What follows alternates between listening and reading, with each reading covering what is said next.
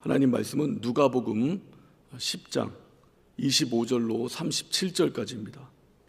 어떤 율법사가 일어나 예수를 시험하여 가로되 선생님 내가 무엇을 하여야 영생을 얻으리이까? 예수께서 이르시되 율법에 무엇이라 기록되었으며 네가 어떻게 읽느냐? 대답하여 가로되 내 마음을 다하며 목숨을 다하며 힘을 다하며 뜻을 다하여 주 너희 하나님을 사랑하고 또한 내 이웃을 내 몸과 같이 사랑하라 하였나이다. 이르시되 내 대답이 옳도다. 이를 행하라. 그리하면 살리라 하시니 이 사람이 자기를 옳게 보이려고 예수께 여짜오되 그러면 내 이웃이 누구 오니까? 예수께서 대답하여 가라사대 어떤 사람이 예루살렘에서 여리고로 내려가다가 강도를 만나매 강도들이 그 옷을 벗기고 때려 거반 죽은 것을 버리고 갔더라. 마침 한 제사장이 그 길로 내려가다가 그를 보고 피하여 지나가고 또 이와 같이 한 레위인도 그곳에 이르러 그를 보고 피하여 지나가되 어떤 사마리아인은 여행하는 중 거기 이르러 그를 보고 불쌍히 여겨 가까이 가서 기름과 포도주를 그 상처에 붓고 싸매고 자기 짐승에 태워 주막으로 데리고 가서 돌보아 주고 이튿날에 데나리온 둘을 내어 주막 주인에게 주며 가로되 이 사람을 돌보아 주라. 부비가 더 들면 내가 돌아올 때 갚으리라 하였으니 내 의견에는 이 세 사람 중에 누가 강도 만난 자의 이웃이 되겠느냐? 다 같이 가로되 자비를 베푼 자니이다. 예수께서 이르시되 가서 너도 이와 같이 하라 하시니라. 아멘. 이 말씀은 우리가 너무나 잘 아는 말씀입니다. 예수 믿는 사람들뿐만 아니라 예수 그리스도를 모르는 사람들도 잘 알고 또 인용하는 그러한 말씀입니다. 한 율법사가 예수님을 찾아옵니다. 그리고 한 가지를 물어요. 선생님, 내가 무엇을 해야 영생을 얻을 수 있습니까? 이 사람은 아주 순전하고 순진하게 정말 영생을 얻고 싶고 갈급하고 주님으로부터 그 방법을 참으로 알고 싶어 찾아온 사람이 아니에요. 이 사람이 예수님을 찾아온 목적이 따로 있습니다. 25절 초반을 보면 어떤 율법사가 일어나 예수를 시험하여 가로되 이렇게 말하죠. 그러니까 예수님을 시험할 목적으로 접근한 거예요. 여기서 말하는 시험이라는 단어 헬라어를 보면요, 사람을 유혹해서 넘어뜨릴 때 사용하는 단어입니다. 그러니까 이 단어가 마태복음 4장에 이 마귀가 예수를 시험할 때 썼던 단어랑 똑같아요. 그래서 예수 그리스도를 난감하게 하고 공경에 빠뜨리려고 하는 아주 교묘한 술책을 갖고 이 사람이 이렇게 접근을 한 겁니다. 그리고 이렇게 묻는 거예요. 내가 무엇을 하여야 영생을 얻겠습니까? 그러니까 이 사람의 가치관은요, 영생을 얻으려면 내가 뭘 해야 되는 거예요. 나의 공로와 공력이 필요한 겁니다. 근데 여러분, 우리가 영생을 얻기 위해서는 나의 공로와 공력이 필요한가요? 오직 은혜가 필요합니다. 그러니까 율법 안에서는 우리가 아버지께 나아갈 길을 찾지 못해요. 그래서 율법의 마침이 마셨어요. 그러니까 보이지 않는 하나님, 그러나 살아계신 하나님, 우린 그분을 찾아갈 수 없어요. 그분이 길을 내주셨다 이 말이에요. 그분이 아버지께 올 수 있는 방법을 진리 가운데 우리 가운데 주셨고, 또 그분이 바로 생명길을 찾아올 수 있는 길을 예수를 통해서 내주셨다 이 말이죠. 근데 이 사람은 뭔가를 예수님으로부터 듣고 싶어 온 게 아닙니다. 그러니까 영생을 얻으려면 무엇을 해야 됩니까? 나는 율법 교사고 율법의 613가지 계명을 다 지키는 사람인데 영생을 얻기 위해서 뭔가 공로와 공력이 필요하다면 나만큼 공로와 공력을 쌓은 사람이 없을 텐데, 영생을 얻는 조건이 있다면 내가 딱 들어맞을 텐데, 이런 교만한 마음을 가지고 예수님을 시험하러 접근한 거예요. 자, 우리 26절 보면 예수께서 질문을 받는데 역질문을 하십니다. 답을 하시는 것이 아니고 예수께서 이르시되 율법에 무엇이라 기록되었으며 네가 어떻게 읽느냐? 그러니까 율법에 어떻게 기록되었느냐, 그리고 너는 그 말씀을 과연 소화했느냐, 너는 이 말씀을 어떻게 해석하느냐, 예수께서 이렇게 묻는 겁니다. 그러니까 이 사람이 27절 이렇게 대답을 해요. 대답하여 가로되 내 마음을 다하며 목숨을 다하며 힘을 다하며 뜻을 다하여 주 너희 하나님을 사랑하고 또한 내 이웃을 내 몸과 같이 사랑하라 하였나이다. 여러분, 율법의 총 계명이 613가지입니다. 이것을 10가지로 줄이면 우리가 잘 알듯이 10계명이 돼요. 그 1계명부터 4계명까지가 대신계명, 그러니까 하나님을 사랑하라 이 계명입니다. 5계명부터 10계명까지가 대인계명, 이웃을 사랑하라. 그래서 여러분 율법을 한 단어로 줄이면 사랑이에요. 그러니까 율법사는요 굉장한 지식, 통찰력이 있는 겁니다. 그 율법 613가지 중에 가장 중요한 계명 2가지를 뽑아낸 거예요. 굉장한 지식, 어떤 통찰력, 율법에 정통한 자인 거죠. 자, 이렇게 대답하니까 28절 예수께서 이르시되 내 대답이 옳도다, 이를 행하라, 그러면 살리라 하시니.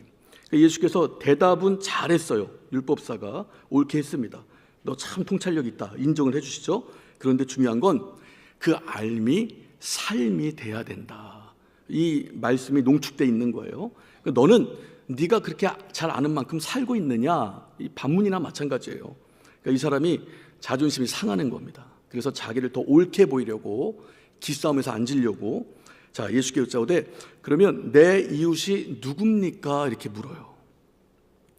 여러분, 이 유대인들은요 이웃을 규정하고 있습니다. 유대인들에게 있어서 이방인들은 이웃이 아니에요. 이들은 지옥의 불쏘시개의 깜입니다. 그리고 유대인들에게 있어서 병든 자도 이웃이 아닙니다. 자기가 무슨 죄를 진 거예요. 죄 때문에 병이 온 걸로 여깁니다. 또 유대인들에게 있어서 창기나 세리도 이웃이 아니에요. 또 가난한 자도 이웃이 아닙니다. 그러니까 평범한 유대인들이 이웃인데 이 사람은 특별히 종교 지도자입니다. 그러니까 이 사람이 어울리는 사람들은 내노라하는 사람들이 우러러보는 제사장, 그다음에 서기관, 이 사두개인, 이런 장로들, 이런 사람들과 어울리고 이런 사람들이 나의 이웃의 범주에 들어갑니다. 그렇다 치면 내가 이분들하고는 잘 지내고 있는데, 난 이웃관계 잘하고 있는데 좀 하나님의 말씀, 하나님을 사랑하고 율법 교사인데 사랑 안 하겠습니까? 그리고 이웃관계 좋은데 당신은 어떻게 이웃을 규정하겠습니까? 예수께 묻는 거예요. 예수께서 답을 안 해주고 한 가지 이 비유를 들어 설명하십니다. 자, 30절 예수께서 대답하여 가라사대 어떤 사람이 예루살렘에서 여리고로 내려가다가 강도를 만나매 강도들이 그 옷을 벗기고 때려 거반 죽은 것을 버리고 갔더라. 자, 그러니까 있을 법한 일을 주님께서 말씀하시는 거예요.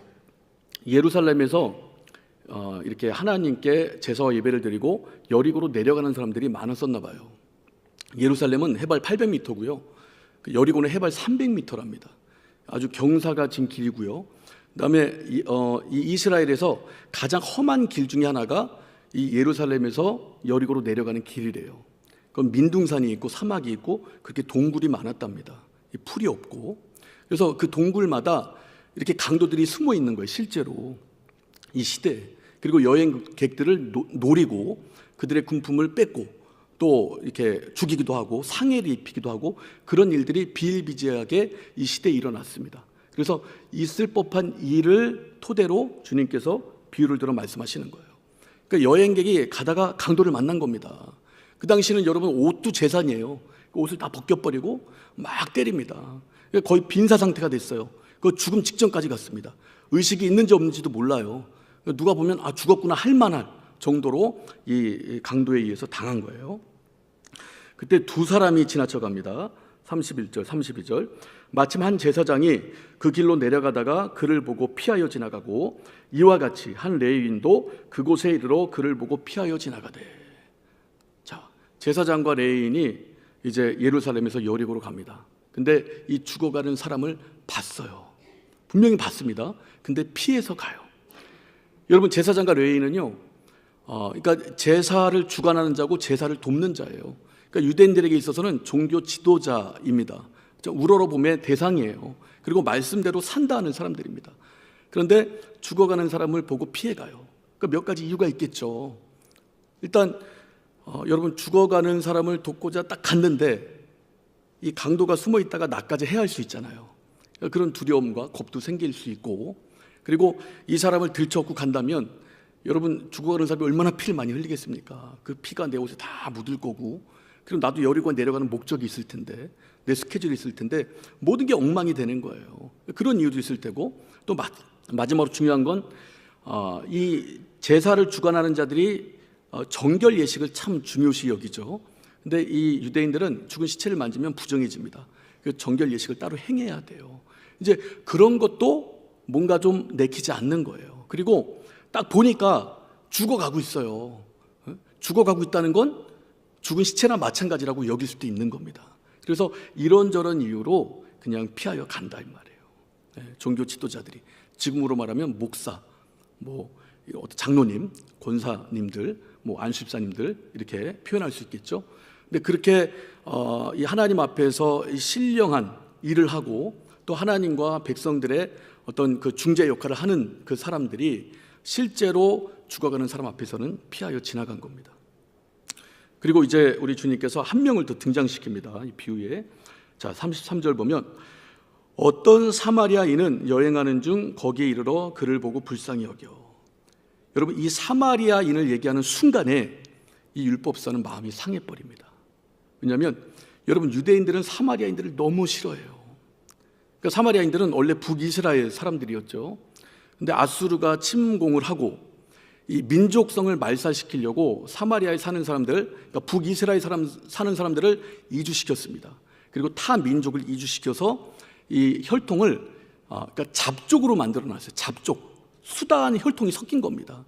그 뒤로 남유다 사람들은 이 사마리아 사람들을 인정하지 않아요. 유대인들도 아니고 이방인보다 못한 개라고 여기는 거예요. 그런데 예수님께서 갑자기 사마리아인을 등장시킵니다. 근데 이 사마리아인은 앞에 지나갔던 제사장과 레위인과는 사뭇 다른 거예요. 자, 여행하는 중 거기에 이르러 그 죽어가는 사람을 보고 이 사람은 불쌍히 여깁니다. 그리고 불쌍하다 하고 혀 쯧쯧쯧 차고 가는 게 아니고 가까이 가서 기름과 포도주를 그 상처에 버요. 그러니까 포도주는 소독용이겠죠. 기름은 치료용이겠죠. 이렇게 그 상처를 붓고 싸맵니다. 그 자기가 타고 왔던 짐승에 이 사람을 태우는 거예요. 그 수고를 마다하지 않는 거죠. 그리고 주막으로 데리고 갑니다. 거기서 이 사람 돌보아 주시오 하고 맡기는 것이 아니고 자기가 돌보아 줘요. 언제까지? 35절 보면 이튿날까지. 그러니까 죽어가는 사람, 여러분 한시도 눈을 뗄 수 있습니까? 언제 위험에 처해질지 모르잖아요. 그러니까 밤이 새도록 계속 지켜보는 거예요. 그리고 이제 자기도 어떤 여행하는 중이었죠. 그러니까 자기 어떤 스케줄이 있고 목적이 있으니까 계속 있을 수 없으니까 이 주막 주인에게 데나리온 2를 내어줍니다. 이 당시에 데나리온은 한 데나리온이 노동자의 하루 품삯이라고 그래요. 그리고 2 데나리온이면 숙박비로 한 2주 4주 양의 숙박비가 된다고 합니다. 그러니까 지금으로 말하면 돈을 아주 잘 버는 분들은 수백만 원이 될 거고 몇십만 원 이상 되는 거죠.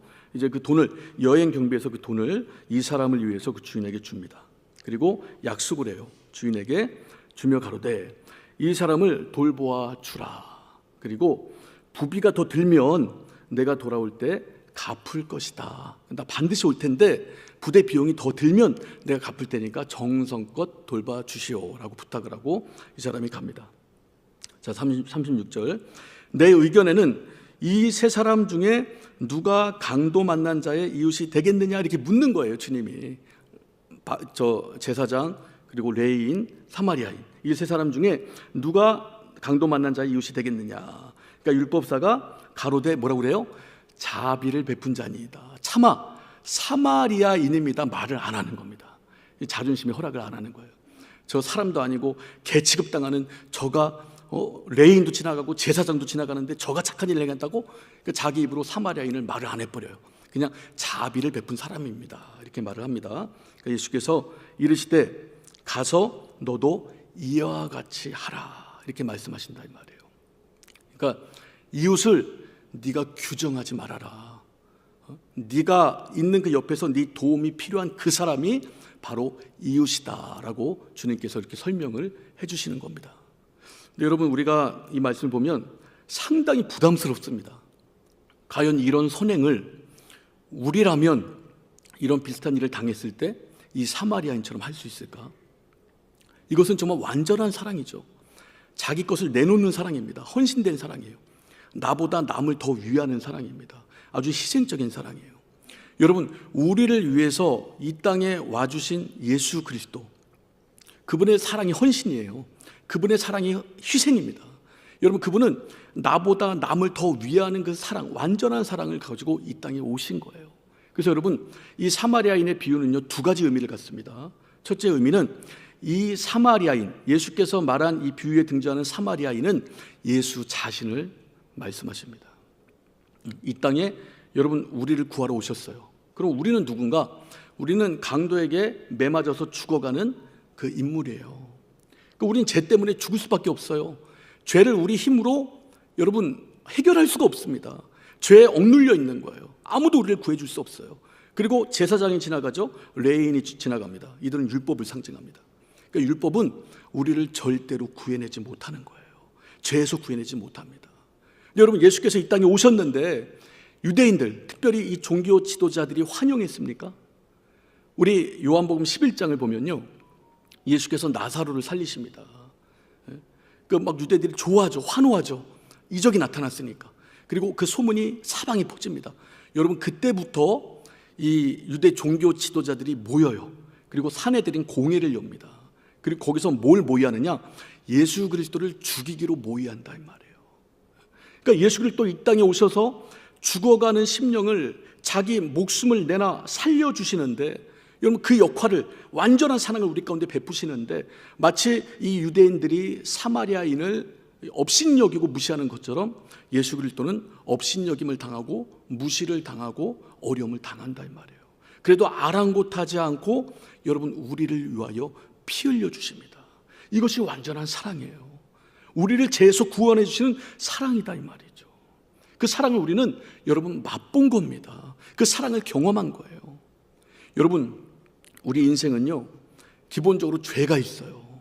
죄성이 있습니다. 그래서 나보다 남을 더 생각하고 사랑하기가 쉽지가 않아요. 그렇죠? 그러니까 내가 먼저입니다. 나 챙기고 그 다음에 남이 보이는 거예요.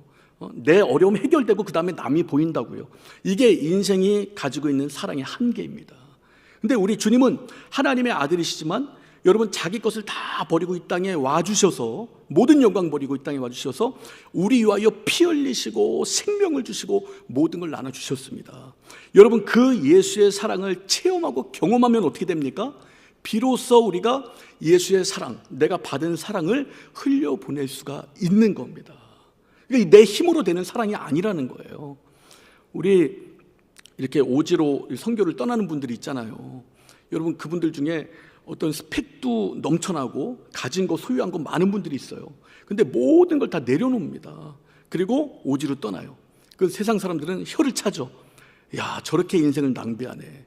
저렇게 허황된 곳에서 이 세상 사람들이 다 부러워하는 것 다 내려놓고 아주 낭비하는 인생을 사는구나. 저 인생이 뭔가 하고 혀를 찹니다. 그러나 여러분, 이 사람은요, 하나님의 사랑을 경험한 거예요. 무조건적인 사랑, 온전한 헌신적인 사랑, 온전한 희생의 사랑, 정말 우리를 위하여 목숨을 내놓으신, 피 흘려주신 그 하나님의 사랑을 경험하니까 여러분, 그 사랑이 내 안에서 약동하고요, 이 사랑을 다른 누군가에게 흘려보내주고 싶은 겁니다. 성령께서 우리 가운데 그 마음을 주시는 거예요. 이렇게 성령의 감동받고 감동될 때, 성령의 인도함 받을 때 우리는 이 사마리아인처럼요, 예수 닮은 사랑을 흘려보낼 수가 있는 겁니다. 제가 20대 때 그 CBA 수련회 때 설교를 한 내용인데, 영등포역에서 이렇게 전도를 했습니다. 그 전에, 그날이 토요일이었는데요. 그 전에 이제 기도를 많이 했죠. 영등포역에 나가서 전도를 하는데 한 사람이 눈에 확 들어와요. 앉아 있는데 저보다 나이가 어립니다. 이렇게 되게 우울해 보여요. 그리고 한쪽 눈이 이렇게 돌출이 됐습니다. 그래서 노숙자인가 보다. 그 패싱 그냥 지나쳤습니다. 왜냐하면 전도할 사람들이 많으니까, 그때만 해도. 근데 계속 마음에 걸리는 거예요. 어떤 마음에 부담이 생기는 겁니다. 그러니까 성령께서 마음을 막 감동하시는 거예요. 계속 돌아보게 되고 돌아볼수록 불쌍한 거예요. 그래서 전도하던 일을 멈추고 얘에게 찾아갔습니다. 찾아가서 왜 여기 이렇게 앉아 있느냐 물어봤어요. 근데 그 전날에 친구와 함께 강원도에서 놀러 온 거예요. 그 여관에서 하룻밤 자는 사이에 이 친구가 자기 소지품과 지갑을 가지고 도망간 겁니다. 그 친구도 아니죠. 그래서 오갈 데 없이 여기 앉아 있고 구걸도 못 해요. 어떤 번죽도 없어요. 그러니까 누구에게 뭐 돈 좀 주세요. 저 어디 못 갑니다. 못 먹었습니다. 이 말을 못 하고 앉아 있는 거예요. 그래서 궁금한 게 저도 이제 호기심이 많으니까 눈은 왜 그러냐 이렇게 물어봤어요. 근데 5살 때 교통사고를 당했대요. 그러니까 눈이 이렇게 돌출됐는데 가만히 보니까 이 눈알이 딱 박혀 있어요. 움직이질 않습니다. 이쪽 눈은 움직여요. 근데 이쪽 눈은 움직이질 않는 거예요. 그래서 내가 지금 수중에 돈이 없는데 신길동에 가면 우리 누나네 집에 우리 어머니가 와 있는데 내가 돈을 받아서 줄 수 있다. 그런데 마침 신길동에 우리가 모임이 있는데 이 모임에 가서 잠깐 모임 동참하지 않을래? 그러면 내가 밥 사주고 네가 갈 때 차비까지 줄게. 그래서 신길동으로 데리고 왔어요. 저 청년회관 401호 거기 가서 이제 우리 교구자님이 말씀을 증거했는데 되게 충만한 분이었어요. 말씀을 듣고 얘가 막 뭔가 우리 변하잖아요. 은혜를 받으면 새 가족이라도 얼굴이 이렇게 변하잖아요. 그 기미가 있는 거예요. 그래서 이제 우리 그 4층을 보면 401호, 402호가 있습니다. 401호는 약간 크고 402호는 좀 작은 공간인데 창고같이 쓰는 공간인데 이제 글로 걔를 데려갔어요. 우리가 그때 할 수 있는 건 마가복음 9장을 알려주고 귀신에 대해서 막 알려주고 축사를 했습니다. 우리 보통 우리 축사 비디오 보면 이거 막 이제 소경들 축사해주고 이거 보이냐고 물어보잖아요. 똑같이 이게 많이 본 게 그거니까 딱 축사해주고 이게 보이냐 딱 물어봤더니 보인다는 거예요. 보이는데 뭐가 뭔지는 모르겠대요. 근데 보인다는 거예요. 얘 눈을 보니까 이 돌출된 눈이 시뻘개졌어요. 그래서 눈이 고정돼 있었는데 보석처럼 딱 박혀 있었는데 눈이 막 움직이는 거예요. 너무 깜짝 놀란 겁니다. 저는 속으로 아니 그냥 이거 보여 말한 건데 이게 된다고? 너무 놀란 거예요. 그런 일이 처음이니까. 다시 막 기도해주고 손을 딱 펴고 이거 보여 했더니 그 돌출된 눈에서 시뻘건 눈에서 눈알이 막 움직이면서 한 줄기 눈물이 뚝 떨어지는 거예요. 그럼 저한테 형, 저 보여요. 근데 저 깜짝 놀랐습니다. 그래서 문 열고 튀어나왔어요. 얘 본대요. 막 사람들한테 얘 이 눈 본대요. 그러니까 사람들도 막 놀란 거예요. 거기 있던 사람들이 같이 막 놀래고 막 하나님께 영광 돌리고 막 이렇게 이런저런 얘기하는데 부산스러웠죠. 그러니까 영적 리더자가 참 중요해요. 우리 교구자님이 조용히 해보세요. 얘 그냥 보내면 안 되고 우리가 말씀을 들려주고 또 함께 기도해서 성령을 모시게 합시다. 그 말씀을 교구자님이 들려주고 그다음에 이제 우리 다 같이 기도해줘서 얘가 성령을 받고 방언을 말했어요. 그리고 제가 이제 돈을 줘서 얘가 강원도로 갔습니다. 그때만 해도 핸드폰이 아니고 시티폰이라고 여러분 아세요? 시티폰? 공중전화 앞에 가야 터지는 거.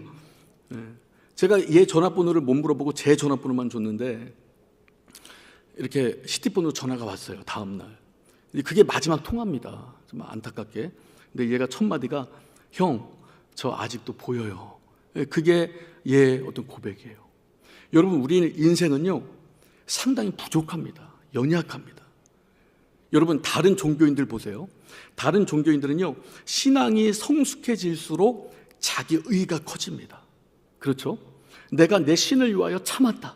내가 내 신을 위하여 더 노력했다. 내가 내 신을 위하여 절제했다. 내가 내 신을 위하여 이것까지 해봤다. 이게 고행이고 수행입니다. 그 고행과 수행의 정도가 커진다고요. 그리고 자기 의가 커지는 겁니다. 근데 여러분, 우리 그리스도인은 신앙이 성숙해질수록 우리 의가 커집니까? 우리 생각이 커져요? 우리가 죽어집니다. 그리고 죽어진 내 안에 누가 사세요? 그렇죠. 예수께서 사시는 거예요.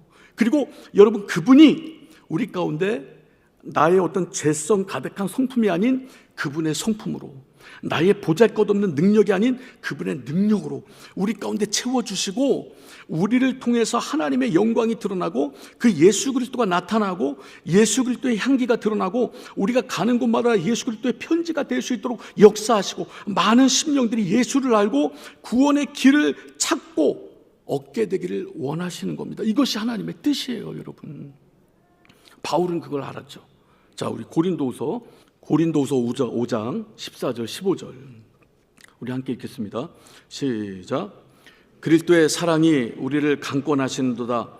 우리가 생각건대 한 사람이 모든 사람을 대신하여 죽었은즉 모든 사람이 죽은 것이라.